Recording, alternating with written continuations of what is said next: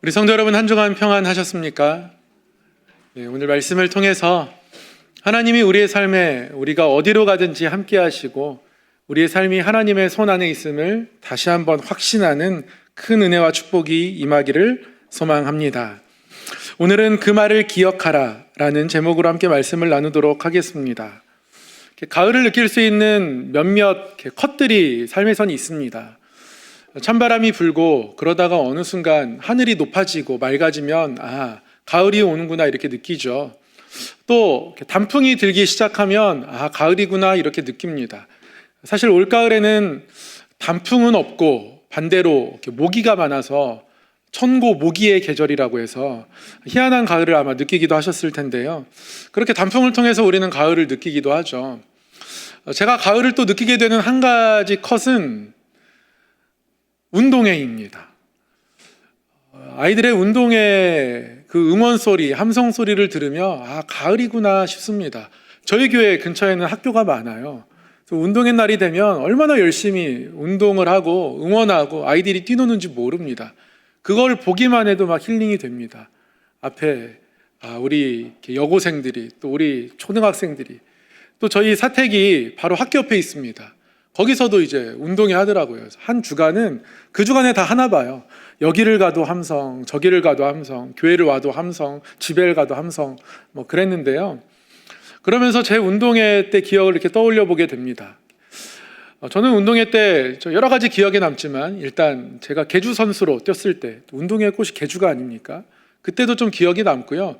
근데 그때는 계주 선수가 된 게 굉장히 자랑스럽고 그랬지만 그때 이겼는지 졌는지도 지금 잘 기억은 나지 않습니다. 근데 정말 뚜렷하게 기억에 남는 한 컷이 있는데 줄다리기입니다. 줄다리기는 모두가 다 함께 하는 거라서 그런지 더 재밌는 것 같기도 하고요. 모두가 다 그 기쁨을 함께 나눌 수 있어서 그런지 그 흥이 아직도 가슴에 크게 울려 기억에 남는 것이 있는데, 저희 반과 다른 반이 이제 줄다리기를 해야 되는데요. 이게 웬일입니까? 상대편 다른 반에는 씨름부 아이들이 2명이 있는 거예요. 씨름부는 진짜 보기만 해도 다릅니다. 씨름부 아이들이 저 뒤에서 제일 줄 끝에서 거만한 태도로 줄을 딱 잡고 서 있습니다. 그리고 이미 그 반 아이들은 모두가 다 이긴 표정이에요. 근데 저희 반 아이들은 다 진 표정입니다. 그래서 이 줄다리기, 그래도 저랑 좀 뭔가 전투력이 있는 아이들은 꼭 이기자 막 결의를 다지고, 그리고 저희 반 선생님과 그 반 선생님이랑도 축구 같은 데 할 때 보면 굉장히 격하게 부딪히시거든요. 라이벌 같은 어떤, 두 분 다 체육 선생님이시고 학교에서도 뭔가 라이벌 같은 그런 존재인 거예요. 아이들끼리도 그 선생님이 축구를 잘하냐, 이 선생님이 축구를 잘하냐, 이런 논쟁이 있을 만큼 뭔가 이제 라이벌 구도가 형성된, 그런데 그런 구도 속에서 우리는 씨름부가 없고 저쪽은 씨름부가 있으니까 너무 불리한 거죠. 근데 그 줄다리기를 저희가 이겼습니다. 신기하더라고요. 저희 편에 에이스가 없어요. 근데 영차 박자를 잘 맞춰서 땡기니까 땡겨와요.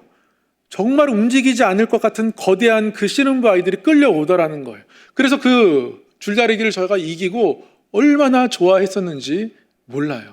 에이스 없이 정말 이길 수 없을 것 같던 경기를 이겨내고 말았습니다. 씨름부 없어도 이길 수 있다 외치고 좋아하고, 씨름부 별거 아니다 이러면서 하루 종일 좋아했던 기억이 나요. 근데 오늘 본문에 있는 이스라엘 백성들의 진영이 이와 비슷합니다. 오늘 본문의 말씀은 여호수아가 이스라엘 백성들에게 출정 명령을 내리는 장면을 기록하고 있습니다. 우리가 이제 사흘 안에 출발할 테니까 떠날 차비를 해라, 양식을 챙기고 장비들을 챙겨라 라고 여호수아가 명령하고 있습니다. 그렇습니다. 여호수아가 이 백성을 이끌어 약속의 땅으로 들어가야 합니다. 모세는 숨을 거두었습니다. 하나님께서 모세를 데려가셨습니다. 하나님께서 모세에게 너의 역할은 여기까지다 라고, 요단강 건너편, 이제 강만 건너면 약속의 땅인데 그 땅을 보여주시기만 하고 여기까지라고 하며 모세를 데려가셨어요. 여호수아가 이제 이 백성을 이끌어야 합니다. 모세가 죽기 직전 여호수아에게 안수했습니다. 그래서 여호수아는 이스라엘 백성의 지도자가 되었어요. 이 백성을 이끌어야 하는 여호수아의 마음이 어떨까요? 두렵죠. 할 수 있을까 싶습니다. 어떻게 할지 잘 모를 거예요. 내가 드디어 1인자가 되었다. 드디어 나의 시대가 시작되는구나. 이런 분위기는 분명히 않을 거란 말씀이죠. 마치 씨름부 없는 우리들이 그 줄을 붙잡고 있는 모습과 비슷합니다. 모세는 너무나 위대한 지도자였습니다. 하나님이 볼 때에도, 이스라엘 백성들이 볼 때에도 모세만한 지도자가 없습니다. 하나님께서도 아주 놀랍게 평가하십니다. 여호수아 1장 그 앞으로 한 장만 넘기면 신명기 34장 마지막 장 모세의 죽음 이야기가 나오죠. 거기에 모세에 대한 평가가 이렇게 기록되어 있습니다. 34장 10절에서 12절 말씀. 그 후에는 이스라엘에 모세와 같은 선지자가 일어나지 못하였나니 모세는 여호와께서 대면하여 아시던 자요. 여호와께서 그를 애굽 땅에 보내사 바로와 그의 모든 신하와 그의 온 땅의 모든 이적과 기사와 모든 큰 권능과 위엄을 행하게 하심에 온 이스라엘을 목전에서 그것을 행한 자이더라. 모세는 이스라엘 백성들뿐 아니라 강대국 애굽의 왕, 애굽의 신하들에게도 두렵게 여겨지는 그런 존재였습니다. 하나님이 모세를 통해서 너무 큰 이적들을 행하게 하셨습니다. 그래서 34장의 말씀은 이스라엘에 모세와 같은 선지자가 다시는 없다 이렇게 이야기합니다. 그러니까 한마디로 모세는 대체 불가 독보적이다. 그렇게 성경이 평가하고 있습니다. 그렇게 기록하고 있어요. 제 느낌이 아니라요. 신명기 말씀이 그렇게 기록하고 있습니다. 그런 모세를 이어서 여호수아가 이 백성을 이끌어야 하니 마음이 크게 두려울 겁니다. 부담될 겁니다. 어떻게 해야 될지 알지 못합니다. 어떻게 가야 할지 알지 못해요. 하나님이 모세를 부르신 것처럼, 세우신 것처럼 극적인 장면 속에서 여호와를 부르시지 않았습니다. 모세와 산꼭대기에서 따로 교제하시는 것처럼 여호수아에게 그렇게 하지 않으셨어요. 모세는 하나님 만나고 나오면 얼굴이 너무 광채가 있어서 수건으로 얼굴을 가려야 할 만큼인데 여호수아는 그 정도는 아니었습니다. 전쟁이나 이런 거 많이 해서 오히려 까무잡잡하지 않았을까 싶기도 합니다. 모세에게는 엄청난 지팡이가 있었는데요. 여호수아에게는 그러한 지팡이가 없습니다. 모세는 불타지 않는 떨기나무 가운데서 하나님을 만났거든요. 그렇게 불러주셨거든요. 하나님이 부르시는 과정 속에서 여러 가지 기적도 베풀어 주셨거든요. 근데 여호수아는 모세가 안수했습니다. 하나님이 좀 기적적인 방법으로 세워주시면 좋겠는데 그러지 않았어요. 그러니 여호수아가 얼마나 두렵겠습니까? 그런 여호수아에게 하나님께서 찾아오셔서 꺼낸 첫 번째 첫 문장이 뭔지 아십니까? 이겁니다. 나의 종 모세가 죽었다. 하나님이 여호수아에게 나타나서 말씀하신 첫 내용이 여호수아 1장 2절에 나오죠. 이 1장 2절을 공동번역으로 읽으면 원문의 뉘앙스가 조금 더 잘 살아나는 것 같습니다. 2절의 공동번역 성경 이렇게 기록하고 있습니다. 내 종 모세가 죽었다. 그러니 이제 네가 이 모든 백성을 거느리고 떠나 이 요르단강을 건너 내가 이스라엘 백성에게 주는 땅으로 들어가거라. 하나님이 이렇게 말씀하십니다. 어떤 약속도 없어요. 아주 놀라운 장면도 없습니다. 오히려 이스라엘 백성들이 절망하고 있는 내용 중에 하나, 내 종 모세가 죽었다. 모세가 죽은 거 다 압니다. 여호수아도 알고요. 이스라엘 백성들도 30일 동안이나 애곡했기 때문에 다 피부로 느끼고 있습니다. 모세가 없다는 사실을. 그런데 하나님께서 모세가 죽었다 말씀하십니다. 근데 모세가 죽었다 말씀하실 때 하나님이 모세를 이렇게 일컫고 계시죠. 내 종 모세가 죽었다. 나의 종 모세가 죽은 것이다. 하나님이 어떤 마음으로 말씀하시는 겁니까? 내가 죽은 게 아니라 내가 사용하는 모세가 죽었다 이렇게 말씀하고 계시는 거예요. 위대한 모세가 죽었다가 아니라 나의 종 모세가 죽은 것이다. 이 나의 종이란 말에는 두 가지 의미가 담겨 있는 거죠. 그동안 모세가 순종했던 모세의 걸음들, 그래서 모세는 하나님의 종으로서 충성한 것이고 동시에 하나님이 모세를 붙들고 사용하셨음을 주인은 하나님이시라는 것을 함께 내포하고 있는 것이 나의 종이라는 단어인 거죠. 이스라엘 백성들 눈에, 여호수아의 눈에 모세가 너무 커 보였습니다. 모세가 컸던 만큼이나 그의 빈자리도 너무나 컸습니다. 근데 하나님은 모세에게 집중하기보다 하나님께 집중하기를 원하셨던 거예요. 하나님이 모세를 사용하신 것이지, 모세를 사용하신 하나님이 그대로이면 괜찮은 거지, 모세가 없다고 해서 그것 때문에 흔들린다면 이스라엘 백성들은 지금 모세를 사용하신 하나님을 바라보고 있기보다 모세만을 바라보고 있는 거죠. 하나님은 이스라엘 백성들에게, 또 우리에게 하나님이 보여지길 원하셨지 모세만이 보여주는 것을 원하지 않으셨습니다. 이미 요단강 건너편에 도착했을 때부터 하나님은 그런 말씀들을 말씀하셨습니다. 그 중에 하나를 소개해드리면 신명기 11장 2절에서 5절 말씀. 너희의 자녀는 알지도 못하고 보지도 못하였으나 너희가 오늘날 기억할 것은 너희 하나님 여호와의 교훈과 그의 위엄과 그의 강하신 손과 펴신 팔과 애굽에서 그 왕 바로와 그 전국에 행하신 이적과 기사와 또 여호와께서 애굽 군대와 그 말과 그 병거에 행하신 일 곧 그들이 너희를 뒤쫓을 때에 홍해물로 그들을 덮어 멸하사 오늘까지 이른 것과 또 너희가 이곳에 이르기까지 광야에서 너희에게 행하신 일과, 그러니까 애굽을 출발할 때부터 여기까지 올 때까지 행하신 모든 일들을 이스라엘 이 백성들이 기억하기를 원하셨습니다. 지금 요단강을 건너서 약속의 땅에 들어가려고 준비하고 있는 이 사람들은 광야 2세대입니다. 광야에서 태어난 사람들이에요. 애굽을 빠져나온 1세대들은 다 숨을 거두었습니다. 세대가 교체되었습니다. 광야에서 태어난 이 세대들에게 하나님이 기억되길 원하셨어요.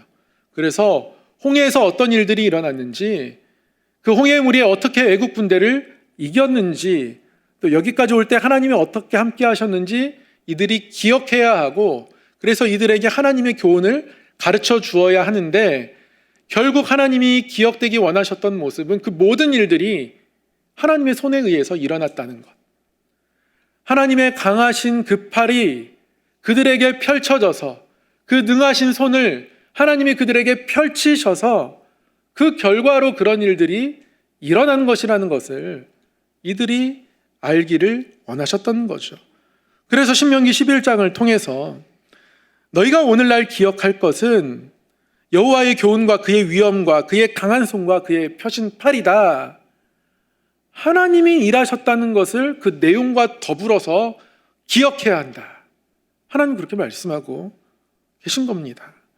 결국 이스라엘 백성들이 기억해야 하고 여호수아가 기억해야 하는 건 모세가 이 모든 일들을 일으키며 인도했다라는 것이 아니라 하나님이 모세를 사용하셨다라는 것을 기억해야 하는 거죠.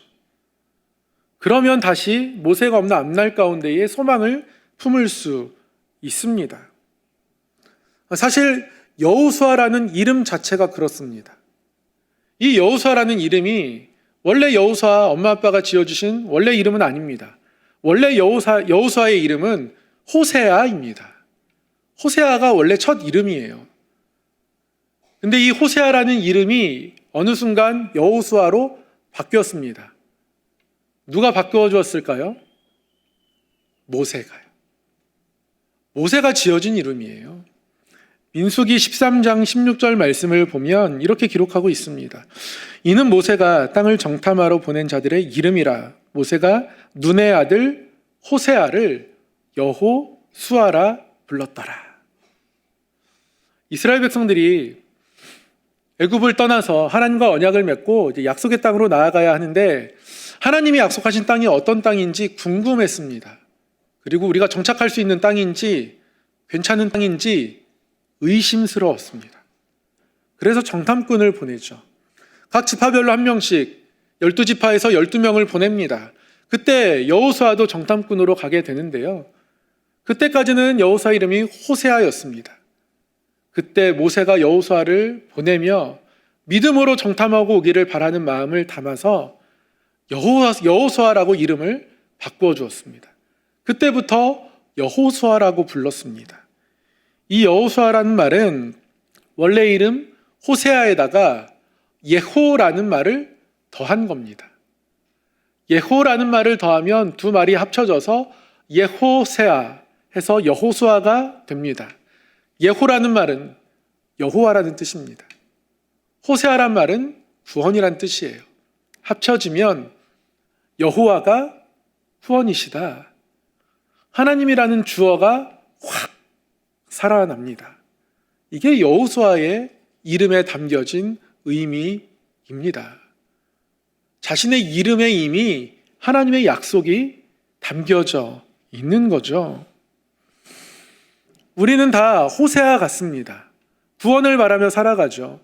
하나님께로부터 구원을 받았습니다. 더불어서 이 땅을 살아가는 동안 하나님께서 우리의 병중에서 육신의 어려움 가운데서도 우리를 건져내 주시기를 바라고 구하고 기도하며 살아가고, 우리의 일터에서 우리의 자녀들의 삶 가운데에 하나님이 더 좋은 곳으로 인도해 주시는 구원이 있기를 바라보며 살아갑니다. 그런 면에서 우리 모두는 다 호세아입니다. 그리고 호세아라는 이름답게 더 나은 삶을 위해서 우리 또한 여러 가지로 노력하고 애쓰며 살아가죠. 그러나 우리가 반드시 기억해야 할 건, 꼭 기억해야 할 건 이 호세아 앞에 붙어 있는 예호입니다. 하나님이 우리를 인도하고 계신다는 사실을 우리가 기억해야 합니다. 자칫 잘못하면 우리가 가는 방향은 구원이면서 하나님이란 주어를 잊고 살아갈 때가 있습니다. 그러나 우리의 삶을 돌아보고 지금까지 인도하신 하나님의 손길을 바라보면 우리를 인도하시는 우리의 주어 되신 하나님을 기억하지 않을 수 없죠. 제가 감사 노트를 적어보면서 그런 것들을 많이 느낍니다. 이 노트를 뭐라도 적으려고 펼치다 보면 내가 어떻게 살아왔나, 어떻게 하나님이 여기까지 인도하셨나 이렇게 돌아보게 됩니다. 근데 하나님은 저보다 늘 앞서가시고 더 크게 역사하셨습니다. 제 노력과 제 계획만으로 여기까지 오지 않았더라고요. 제가 교회 청년 때 신대원을 준비하고 있을 때 교회 철야 예배를 인도하기 위해서 악보를 복사하고 있을 때 하필 그때 청주에 있는 상당교회, 지금 원로 목사님이신 정삼수 목사님이 오셔서 우연히 만나게 되었고, 그것 때문에 제가 결국 상당교회 교육 전도사로 부임하게 되었습니다. 너무나 좋은 교회에서 사역을 시작하게 되었습니다. 저는 고3 때 작곡을 전공하고 싶었습니다. 근데 저희 집의 형편에서는 불가능한 일이었어요. 그래도 꿈이 목사니까 작곡 굳이 전공 안 해도 되죠. 그래서 쿨하게 심리학과 지원해서 심리학 전공하고 또 대학원 잘 갔습니다. 그래도 대학 내내 뭔가 이 음악에 대한 아쉬움이 있었던 것 같아요. 그래서 어느 순간 군악대가 하나님이 나를 위한 길이다 생각하고 군악대 시험을 준비했습니다. 근데 똑 떨어졌습니다. 그런데 똑 떨어진 제가 나중에 결국 해군 이발병으로 군대를 가게 됐는데요. 해군 이발병은 정말 많은 사람들을 만날 수 있는 곳입니다. 머리는 누구나 자르니까요.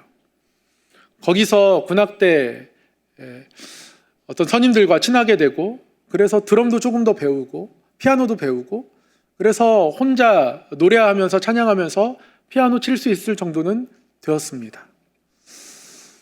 하나님이 그런 식으로 제가 알지 못한 길에서 제가 바랬던 것들을 하나님의 시간에 따라 다 이렇게 이루어 가시더라고요. 결혼도 그렇게 하게 되었고요. 학교에서 공부하는데 우연히 교수님 짐 하나 들어드리다가 그게 인연이 돼서 또 더 공부를 길게 지속할 수 있게 되었고, 저에게 어떤 신학적인 부분에 있어서 멘토 같은 분이 되었고, 여러 만남들의 과정만 생각해 보아도 제가 계획한 대로 하나님은 인도해 주지 않으셨습니다. 그러나 하나님은 제 뜻을 넘어서서 언제나 제 삶을 인도하셨던 거죠. 그렇게 우리는 우리 삶의 주인 되시고 우리 삶을 인도하시는 하나님을 바라보아야 합니다. 우리가 자칫 잊고 살아가는 여호와, 그 이름을 기억해야 합니다. 그 이름을 붙들고 살아가야 합니다. 하나님이 우리를 인도하십니다. 하나님이 우리 삶을 주관하십니다. 하나님이 우리 삶을 이끌어 가신단 말이죠. 우리가 우리 삶을 스스로 이끌어 가는 것보다 하나님이 이끌어 가시는 게 훨씬 더 안전합니다. 여호수아가 두렵고 떨리는 마음 가운데 있었지만 여호수아에게 하나님 찾아오셔서 나의 종 모세가 죽은 것이다 말씀하시고 여호수아에게 강하고 담대하라 3번이나 말씀하시면서 격려하십니다. 그리고 여호수아에게 뭐라고 말씀하십니까? 좌로나 우로나 치우치지 말라 이렇게 말씀하세요. 좌로나 우로나 치우치지 말라라는 이 말은 여행객들에게 주로 말해지는 관용 어구였습니다. 예전에는 지도 한 장 가지고 그것도 정밀한 지도가 아니라 굉장히 단순하고 때로는 틀린 그런 지도를 가지고 여행을 해야 했습니다. 그러면 여행하다 보면 지도에 나타나지 않은 길들이 바로 눈앞에 펼쳐지죠. 지도에는 외길인데 눈앞에는 갈래길이 나타나고 지도에는 갈래길인데 눈앞에는 새갈길이 나타나고 그때마다 여행객들은 당황하죠. 얼마나 어려웠겠습니까? 지금이야 내비게이션이 있지만 근데 지금 내비게이션도 우리를 당황하게 할 때가 많아요. 우회전하래요. 근데 오른쪽에 길이 없어요. 오른쪽에는 슈퍼마켓밖에 없습니다. 뭐 차를 몰고 슈퍼마켓에 들어갈 것도 아니고요. 지금도 이렇게 당황하는 순간이 생기는데 당시에는 얼마나 지도 한 장 가지고 여행하는 게 어렵겠습니까? 지도에 나타나지 않은 길이 나타나면 찍어야 돼요. 어디로 가지? 어디로 갈까? 그래, 왼쪽으로 가야겠다. 동전으로 찍든 뭐 침으로 찍든 신발을 던지든 찍어서 이쪽 길로 갑니다. 왼쪽 길로 갔는데 그 길이 아닌 거죠. 오른쪽 길로 갈 때도 있습니다. 오른쪽 길로 갈 때도 있죠. 근데 그때도 또 길이 틀립니다. 이렇게 좌로 우로 틀린 길을 갈 때가 있습니다. 근데 여호수아에게 그렇게 하지 말라고 하십니다. 하나님 여호수아에게 지금 뭐라고 말씀하시는 거예요? 내가 이끌어 갈 테니까, 내가 길이 되어줄 테니까 나와 함께 나를 보고 이 앞길을 걸어가자라고 말씀하고 있는 겁니다. 여호수아는 지금 길을 찾지 못하고 있었어요.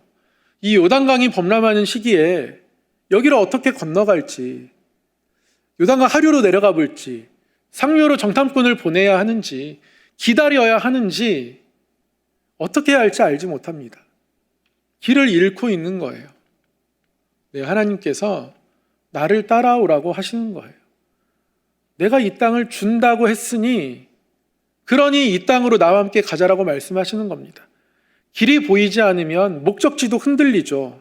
여기로 가는 게 맞나? 하나님이 이 땅 정말 주실 것 맞나? 길이 없을 때 그렇습니다. 홍해 앞에서도 이스라엘 백성들 그랬어요. 왜 우리를 여기로 인도하여 내서 여기서 죽게 하느냐? 길이 보이지 않으니까 목적지도 보이지 않는 겁니다.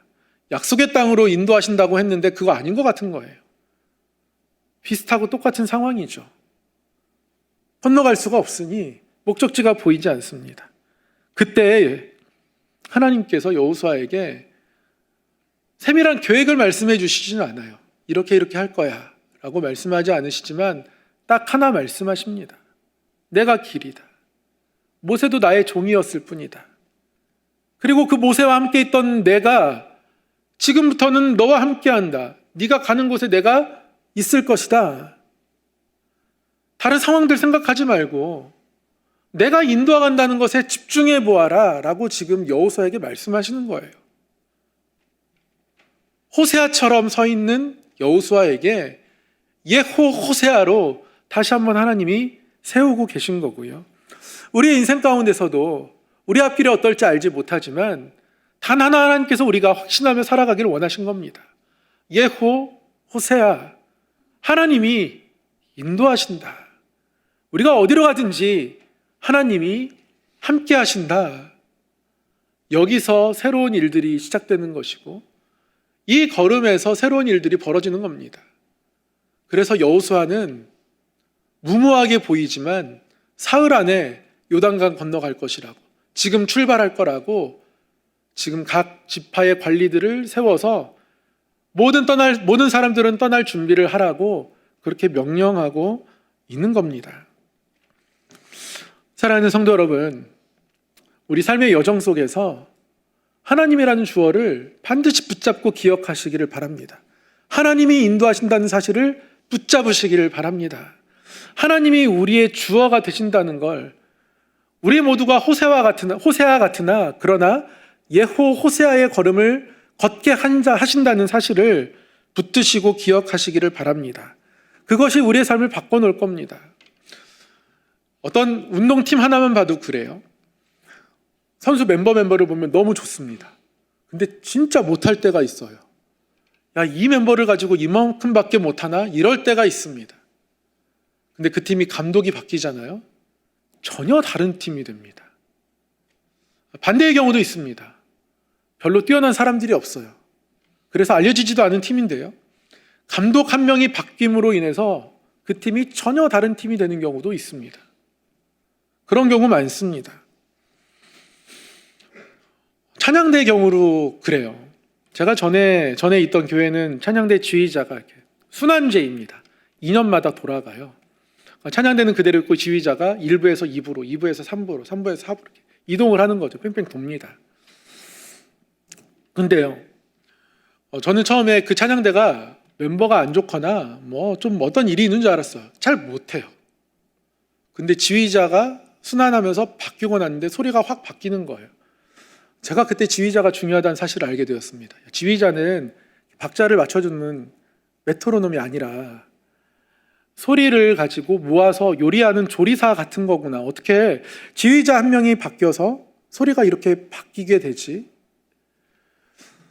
물론 이제 저희 교회 세 분의 지휘자들은 다 출중하셔가지고 이걸 어떻게 해야 되지? 제가 이런 고민을 안 해도 되지만 제가 겪었던 그 교회에서 지휘자가 바뀌면서 성가대 소리가 확 바뀌는 것을 보게 돼요.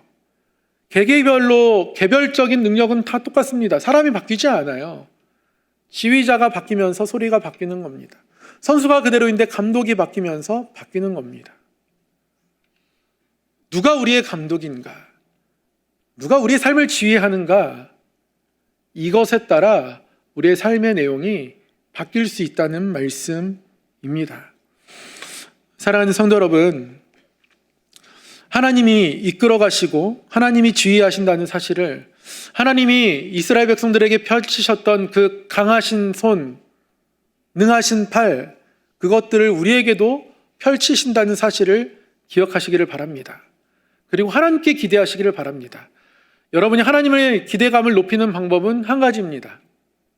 돌아보면서 하나님께 감사하는 거예요. 감사의 제목들을 헤아리다 보면 하나님이 인도하실 때가 최상이었구나 알게 됩니다. 그리고 내가 지금 하나님 감독 하에 움직이고 있는지 내 뜻대로 움직이고 있는지 돌아보게 되죠. 그리고 앞으로 다시 하나님을 감독 삼아 살아가고 싶은 마음을 결단하게 됩니다. 하나님께 집중하게 되겠죠. 상황에 집중하지 않을 겁니다. 내 생각과 다른 방향으로 조금 나가도 하나님의 뜻을 구하면 여전히 용기 잃지 않을 겁니다. 모세의 빈자리가 있듯 우리 삶에 뭔가 큰 결핍이 있고 부족함이 있다 할지라도 그게 문제되지 않을 거예요. 하나님이 우리의 삶의 주인 되시면 그렇습니다. 여호수아가 모세의 빈자리에 두렵고 떨다가 다시 한번 하나님 앞에서 하나님 바라보며 그 이름에 걸맞게 호세아의 모습을 넘어서서 호세아의 모습으로 살아가는 것처럼 우리의 삶 또한 하나님 앞에 이러한 호세아의 모습으로 살아가는 그런 결단과 그런 모습들이 있기를 소망하고 축복합니다. 기도하겠습니다. 사랑의 하나님 아버지, 우리의 삶 속에서 우리는 늘 약속의 땅을 바라보고 살아갑니다. 더 나은 삶을 바라보고 추구해 갑니다. 그런 여정 속에서 우리의 힘만을 의지하지 않게 하시고 하나님이라는 주어를 잃지 않고 호세아로 이 땅을 살게 하여 주시옵소서. 예수님의 이름으로 기도드립니다. 아멘.